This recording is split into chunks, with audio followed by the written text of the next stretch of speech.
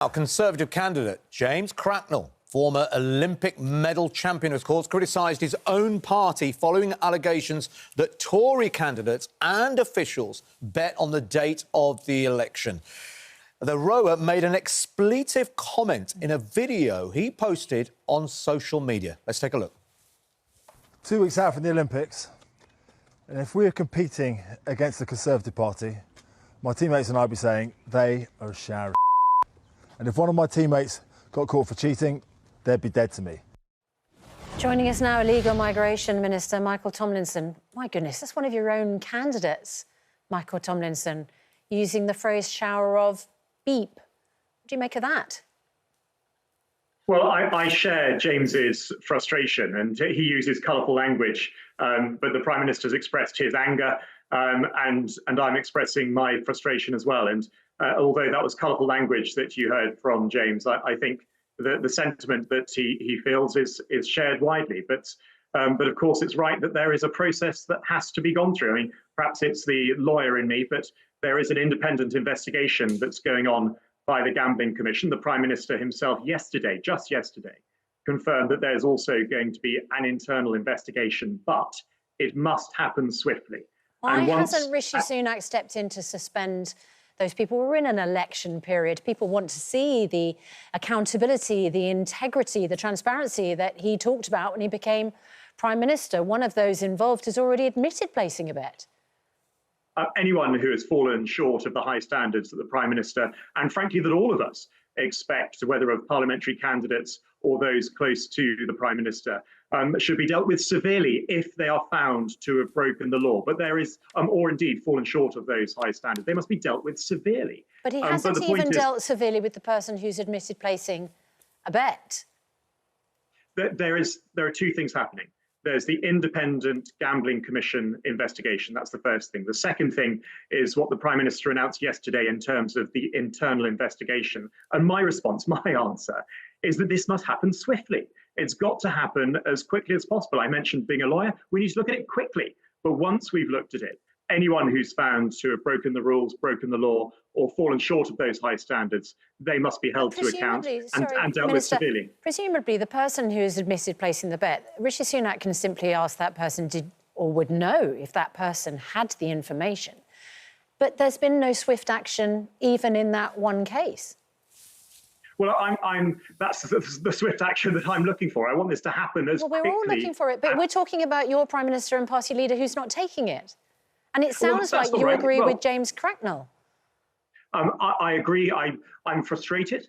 I want to see swift action. And we saw from the Prime Minister yesterday the announcement of an internal investigation. I want that to happen quickly, swiftly, and those who have broken the rules, those who have fallen short of the high standards expected of them, they must be dealt with severely. But yes, you're right to be pressing and pushing me on this, because I want to see swift response, swift action, and I want that to happen as quickly as possible. OK, well, should we talk to you about something else, which is actually your brief, which is about migrants in the Channel? You are the Minister for Illegal Migration. Can we just hear what Rishi Sunak said about that last night?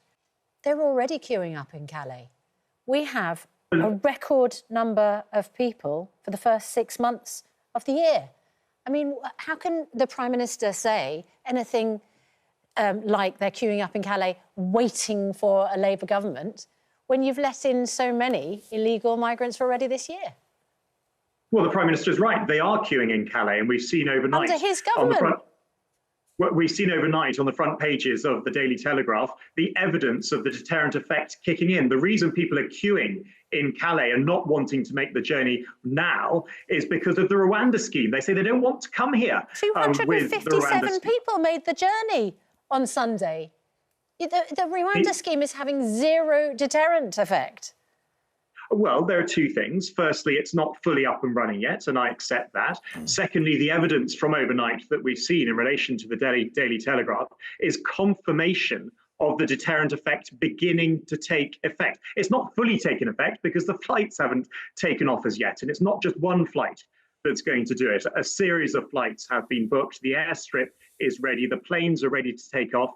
But in order for the Rwanda to take off, in order for the flights to take off, you need to vote Conservative on the 4th of July. And that's very, very clear. The Prime Minister... 50,000 people have made that crossing since Rishi Sunak has been Prime Minister. 50,000. You're the Minister for Illegal Migration. It hasn't worked, has it? The numbers are too high. Actually, year on year, the numbers are down by a third, and I can give you the numbers. They're 45,000 last year compared with 30,000 this year, but that's still too high. That's clearly still too high. But we have a plan. We have a deterrent effect in the Rwanda scheme that we're determined to carry out, whereas the Labour Party doesn't have a plan. The only thing they've said is they want to scrap Rwanda. Everyone agrees that you need a deterrent effect to be in place. Labour have said they're going to scrap it on day one. That will take away the deterrence. And I accept the full effect of the deterrence has not yet been felt because the flights have not yet taken off. Mr. Tomlinson, let's talk very quickly about legal migration. Now, you have put in measures to reduce legal migration, but that is already having a negative effect. We know that there are 75% reduction in health and care worker visas. That is an astonishing amount of people who are not coming here because we're not allowing care workers to bring their dependents. So we're saying to them, effectively, come and care for us, but don't care for their own family.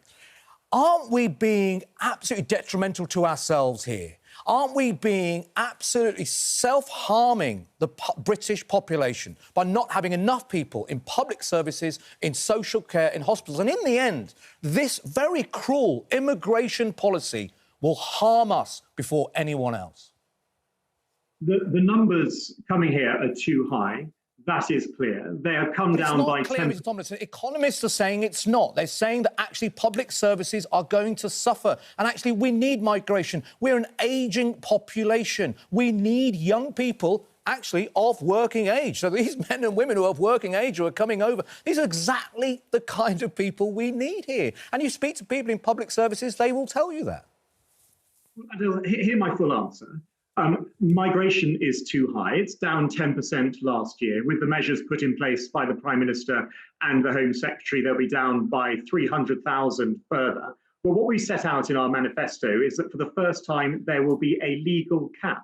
And directly to the point that you mentioned just now, it will be the Migration Advisory Committee that will be advising ministers on the right numbers, consulting with businesses, with organisations such as the NHS, as to what the right numbers are, and then presenting that to ministers. And then for there to be a debate in Parliament and a vote in Parliament on those numbers. That's exactly the process that is set out in our manifesto. I think it's a very clear... But we're talking about health. We're talking about health and care, though, Mr. Tomlinson. You're going to debate it in Parliament. Yesterday, we heard how A&E is literally on its knees, and we are saying to people we don't want you to come and work in our hospitals, in our healthcare, and we're going to debate it in Parliament, and we'll work out a way and find out numbers. That could take years.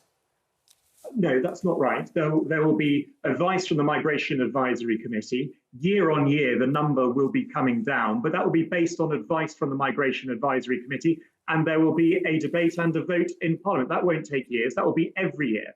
And the Conservative pledge is that we'll get migration down year on year, just as we have done last year, because of the measures introduced by the Prime Minister and the Home Secretary, down already 10%.